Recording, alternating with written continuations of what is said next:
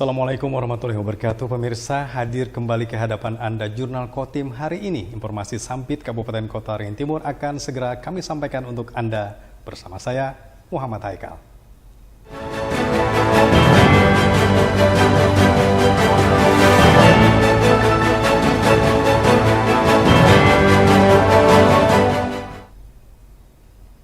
Pendapatan asli daerah PAD Kabupaten Kota Waringin Timur hingga saat ini sudah mencapai 75,57% dari target 411 miliar rupiah. Dengan waktu yang tersisa sebelum akhir tahun 2023, Badan Pendapatan Daerah setempat meyakini target PAD maupun pendapatan daerah secara keseluruhan bisa tercapai.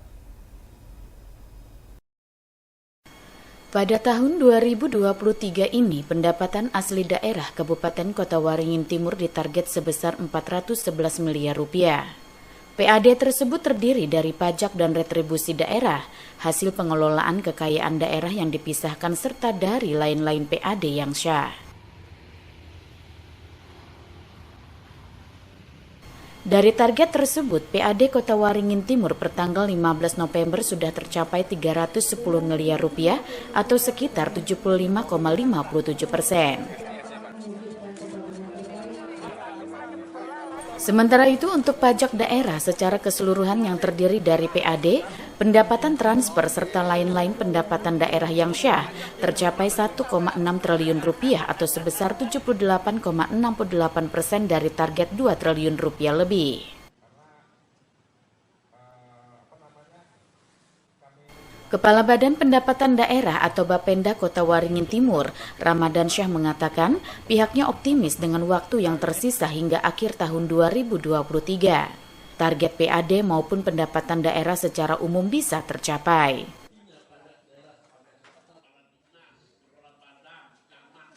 Untuk pendapatan daerah, target akan bisa tercapai dengan masuknya dana transfer dari pemerintah provinsi pada Desember mendatang. Sedangkan capaian target PAD akan ditambah dengan masuknya pendapatan dari badan usaha milik daerah serta rumah sakit umum daerah. APBD itu target kita 411,509 miliar lebih yang terdiri dari pajak daerah, retribusi daerah, dan hasil pengolahan yang dipisahkan. Realisasi sampai dengan saat ini 75,57%. Untuk pendapatan keseluruhan yaitu 78,68%. Ini angka hari ini terakhir yaitu angka pada tanggal 15 November. Tentunya ini kami juga sangat berusaha. Biasanya itu para khususnya dana transfer biasanya itu di akhir pertengahan Desember biasanya ada transfer dari pusat maupun provinsi yang bisa memenuhi target belanja kita untuk memenuhi capaian target pendapatan. Nah, sementara untuk di PAD sendiri tentunya PAD ini kan ada belut termasuk rumah sakit yang sudah mencapai realisasi untuk belut ini karena ini masuk bagian dari PAD ini sudah 84,72%. Ya insya Allah target ini ya harapan kami bisa tercapai. Ramadan Syah juga mengimbau agar para wajib pajak yang belum membayarkan pajak daerahnya untuk bisa segera membayarkannya, sehingga kewajiban untuk membayar pajak tersebut tidak menjadi piutang pada kewajiban pembayaran pajak di tahun berikutnya. Mashud Badarudin, Hayat TV. Komisi Pemilihan Umum Kabupaten Kota Waringin Timur telah menetapkan 463 daftar calon tetap pemilihan umum legislatif 2024. Dengan penetapan ini, maka partai tidak bisa melakukan penggantian nama calon. Daftar calon tetap atau DCT Pemilu Legislatif Kota Waringin Timur ditetapkan KPU setempat setelah dilakukannya verifikasi dan validasi. DCT ditetapkan pada tanggal 3 November kemarin dan diumumkan kepada partai politik sehari setelahnya.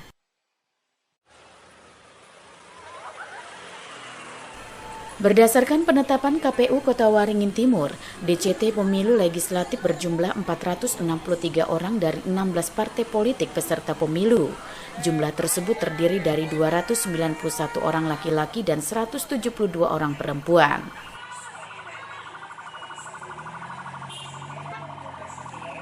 Rabu 15 November, KPU Kota Waringin Timur melakukan perbaikan atau revisi terakhir penulisan nama calon anggota legislatif atau caleg pada surat suara. Hasil revisi akan dikirim ke KPU RI untuk dilakukan pencetakan surat suara sesuai kebutuhan. Komisioner KPU Kota Waringin Timur Muhammad Tohari mengatakan, setelah ditetapkannya DCT, maka sudah tidak boleh lagi bagi partai politik untuk melakukan penggantian nama calon maupun pergeseran daerah pemilihan atau dapil. Penggantian nama calon hanya bisa dilakukan jika calon tersebut meninggal dunia atau adanya putusan pengadilan terkait tindak pidana. 3 November lalu, kita sudah melakukan penetapan DCT terhadap 463 orang dari 16 partai politik yang berkompetisi di Kotim. Itu terdiri dari 291 laki-laki dan 172 perempuan. Kita umumkan di tanggal 4 November 2023. Proses revisi sudah tidak bisa dilakukan lagi, hanya saja ketika ada salah cetak berupa misalkan namanya yang salah cetak itu dilakukan pembetulan, dan validasi itu insya Allah akan kita lakukan hari ini. Setelah ditetapkan DCT sudah tidak ada lagi peluang untuk mundur dari DCT, hanya saja ketika yang bersangkutan itu berhalangan tetap, dalam contoh misalkan ada meninggal dunia, ada putusan pengadilan berkenaan dengan tindak pidana yang dilakukannya, itu bisa diganti oleh partai politik. Sementara itu, berdasarkan hasil rekapitulasi KPU Kota Waringin Timur, keterwakilan perempuan dalam pemilu legislatif sudah dipenuhi oleh seluruh partai politik. Rata-rata keterwakilan perempuan berada di atas 30%, bahkan ada yang mencapai 50%. Mashud Badarudin, Hayat TV.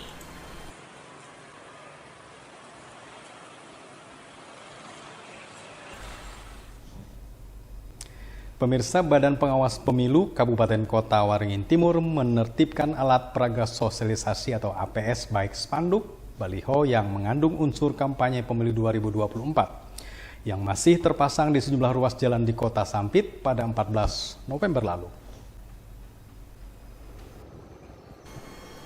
Penertiban dilakukan oleh tim gabungan yang melibatkan jajaran Bawaslu Kotim, Kodim 1015 Sampit, Polres Kotim, Satpol PP, DPMP TSP, Badan Kesbang Pol dan Diskominfo setempat.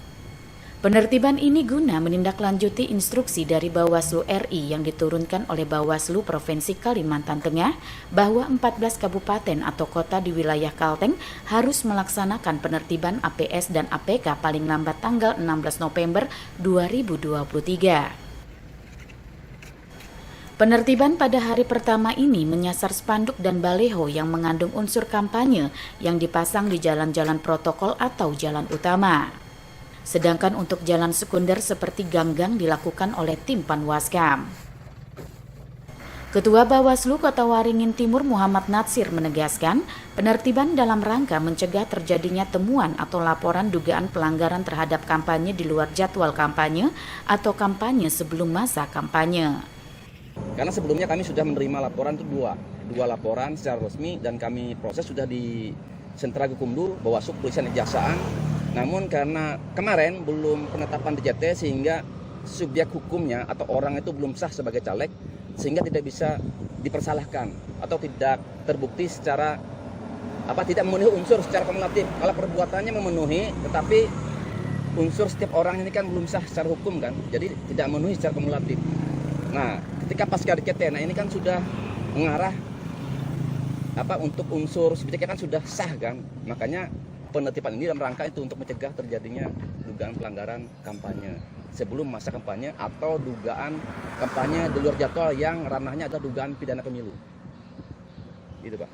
Apabila pada tanggal 17 hingga 27 November masih ada peserta pemilu maupun parpol yang bandel dengan tetap memasang APS maupun APK, maka sesuai instruksi Bawaslu RI harus segera dijadikan temuan pelanggaran kampanye sebelum masa kampanye. Sanksinya sesuai undang-undang bahwa setiap orang yang dengan sengaja melakukan kampanye di luar jadwal yang ditentukan dapat dikenakan sanksi pidana penjara 3 tahun dan denda 36 juta rupiah.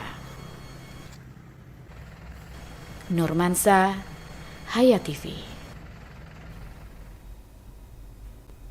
Tampil dengan kekuatan penuh hingga sukses membungkam Bagendang RJFC dengan skor akhir 2-0, Mitra Kobes FC melenggang ke babak 32 besar turnamen sepak bola Haji Agustiar Sabran Cup 2 pada Selasa 14 November yang lalu.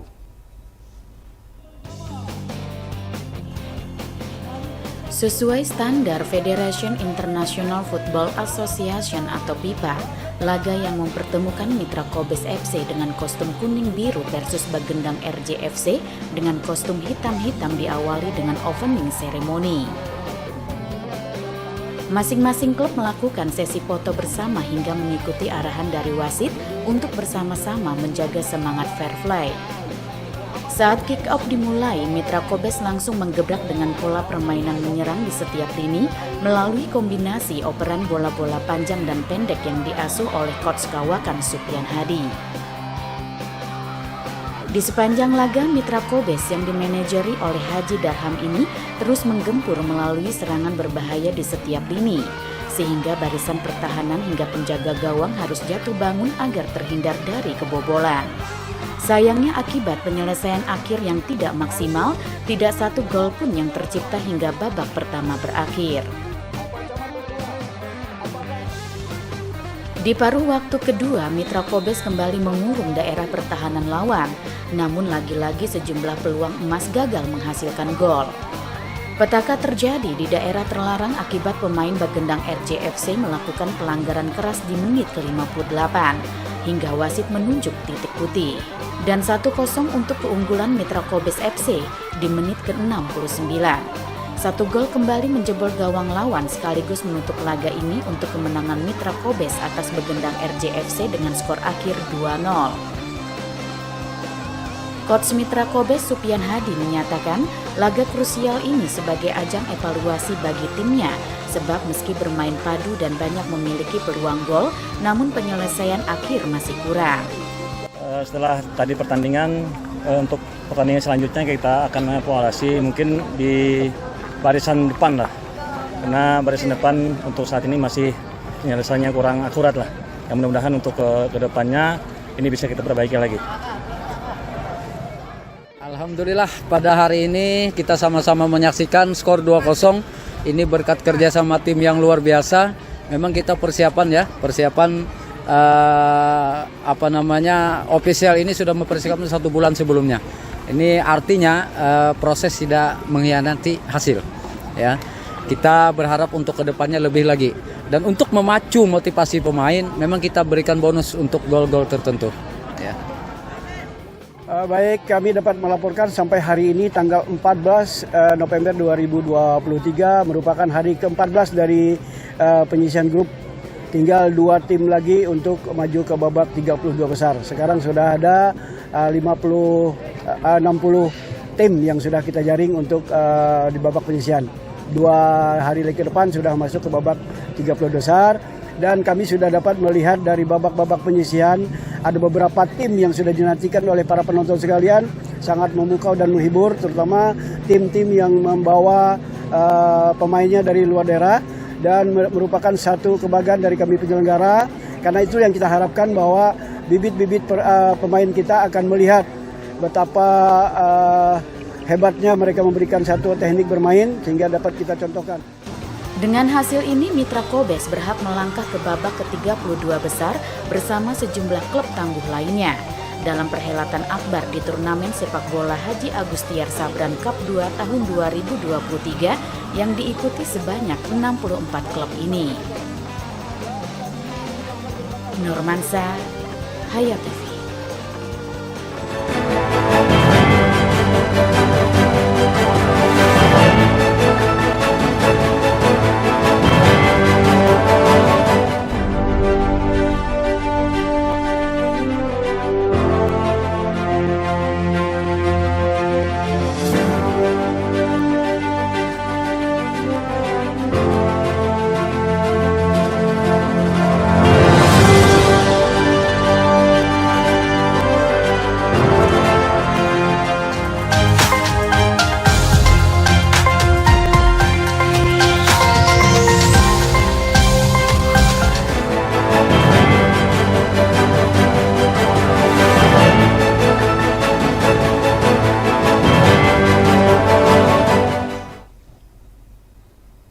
Kita ke informasi lain, pemirsa, sebuah tragedi pembacokan terjadi di atas kapal motor AWU milik PT Pelni rute pelabuhan Tanjung Perak, Surabaya, Kumae. Kejadian pada Rabu 15 November 2023, di mana akibat insiden tersebut 2 orang termasuk pelaku meninggal dunia, sementara 3 orang lainnya mengalami luka serius dan harus dirawat intensif di rumah sakit. Insiden berdarah yang melibatkan penumpang kapal motor AWU tujuan Surabaya Kumae tersebut menggegerkan seisi kapal milik PT Pelni yang hendak bersandar di Pelabuhan Panglima Utar Kumae. Petugas gabungan yang terdiri dari pihak PT Pelni, tim kesehatan dan juga aparat nampak siaga menunggu kedatangan kapal di Pelabuhan Kumae. Begitu kapal sandar, mereka langsung naik ke atas kapal untuk melakukan proses evakuasi terhadap para korban. Satu persatu para korban luka dan meninggal dunia dikeluarkan dan diturunkan menggunakan tandu untuk selanjutnya dievakuasi menggunakan ambulans menuju Rumah Sakit Umum Sultan Imanuddin. Insiden yang terjadi tersebut menyebabkan 2 orang meninggal dunia, termasuk sang pelaku, dan 3 orang penumpang lainnya mengalami luka serius dan harus menjalani perawatan intensif di rumah sakit. Menurut pimpinan PT Pelni Pangkalan Bun, Roni Abdullah menceritakan bahwa pihaknya mendapatkan laporan langsung dari nahkoda kapal yang hendak bersandar ke Pelabuhan Kumae tersebut. Telah terjadi penusukan yang dilakukan salah seorang penumpang yang diduga mengalami gangguan kejiwaan. Menindaklanjuti hal tersebut, pihak PT Pelni segera berkoordinasi dengan berbagai instansi terkait untuk melakukan proses evakuasi, termasuk berkoordinasi dengan aparat kepolisian untuk melakukan penyelidikan terkait kasus tersebut. Terima kasih. Jadi pada hari ini memang ada kejadian ya di KM AWU. Kami mendapat laporan dari nakoda menghubungi kami bahwa terjadi penusukan ya yang diduga bahwa orang itu adalah orang gangguan jiwa. Ya, artinya kami dari PT Pelni saat ini menyerahkan sepenuhnya kejadian ini kepada pihak yang berwajib ya. Dan saat ini pihak berwajib sedang melakukan penyelidikan dan tadi sudah melakukan olah TKP ya, olah kejadian dan sudah memintai keterangan ya dari beberapa penumpang dan juga dari kapal dan juga melihat sisi dari CCTV yang ada di atas kapal. Nah, artinya mungkin itu informasi awal yang bisa kami sampaikan ya terkait PT Pelni di sini apa yang dilakukan dengan kejadian ini. Artinya kami berkooperatif ya dengan pihak berwajib ya melakukan untuk melakukan penyelidikan dan sesuai dengan prosedur yang ada. Itu yang kami lakukan sehingga informasinya tidak simpang siur. Yang pertama mungkin ya CCTV ya, rekaman dari CCTV, terus alat-alat bukti seperti ada sajam ya. Nah, itu yang tadi teman dari pihak berwajib sudah. Sementara itu, berdasarkan informasi yang beredar sebelumnya, pembacokan yang terjadi oleh penumpang KM AWU terjadi akibat ketersinggungan antar penumpang yang dipicu masalah berebut tempat tidur. Pelaku mengamuk menggunakan senjata tajam jenis parang dan juga belati, melakukan pembacokan secara membabi buta terhadap penumpang lainnya sehingga menyebabkan 1 orang korban meninggal dunia. Sementara pelaku sendiri akhirnya tewas usai dihakimi para penumpang lainnya yang marah atas perbuatan pelaku. Tim Liputan SBTV.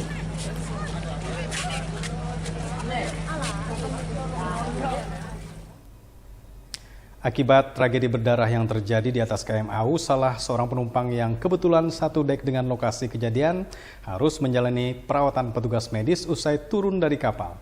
Diduga dirinya mengalami trauma dan shock berat. Tragedi pembacokan di atas kapal motor AWU yang menewaskan 2 orang penumpang termasuk pelaku menggegerkan seisi kapal termasuk para penumpang kapal lainnya. Bahkan seorang wanita berusia lanjut yang kebetulan berada satu dek dengan kejadian tersebut harus dirawat petugas kesehatan akibat mengalami sesak nafas yang diduga akibat trauma atau shock atas kejadian tersebut. Sebab berdasarkan pemeriksaan yang dilakukan, secara fisik yang bersangkutan cukup normal dan stabil, sehingga dugaan kuat sang nenek mengalami trauma atau shock dan ketakutan saat mengetahui dan melihat ada keributan serta pembunuhan. Oleh petugas, penumpang tersebut dibawa ke Puskesmas Kumai untuk dilakukan perawatan. Kebetulan pada saat saya naik di atas, saya dapat selagi ngobrol dengan petugas kesehatan kapal yang kebetulan menangani korban-korban akibat bacokan itu, dilapori ada nenek di samping dek kapal melaporkan bahwa dia sesak napas. Nah, begitu kita dapat laporan, saya langsung hampiri pasien nenek tersebut. Kemudian saya meminjam tensi kapal, kemudian saya tensinya dalam batas normal tapi dia sesak. Napasnya sekitar 18 kali per menit. Nah, kemungkinan ini akibat menurut keterangan yang saya tanyakan, dia satu kapal dengan satu dek dengan pelaku, jadi ketakutan mereka sembunyi lari dari dek menuju ke atas. Makanya nenek ini merasa sesak. Nah, menurut kita hasil analisa kita tadi itu bukan karena kelainan jantung, tetapi memang shock, ketakutan. Nadinya normal, tensinya normal. Setelah kita lakukan tensi, saya pinjam tensi medis di kapal, ternyata normal. Tapi menurut saya ini shock karena ketakutan, karena dia melihat langsung dengan pelaku. Demikian. Sebagaimana diketahui bahwa insiden pembacokan yang terjadi di KM Awu tujuan Surabaya Kumai pada hari Rabu 15 November 2023 menyebabkan 2 orang korban meninggal dunia termasuk pelaku yang meninggal akibat amukan para penumpang lainnya. 3 orang korban selamat saat ini menjalani perawatan intensif di Rumah Sakit Umum Daerah Sultan Imanuddin Pangkalan Bun. Selain itu, kasus tersebut masih diselidiki aparat kepolisian terkait motif dan latar belakang pembacokan yang terjadi. Tim Liputan, SBTV.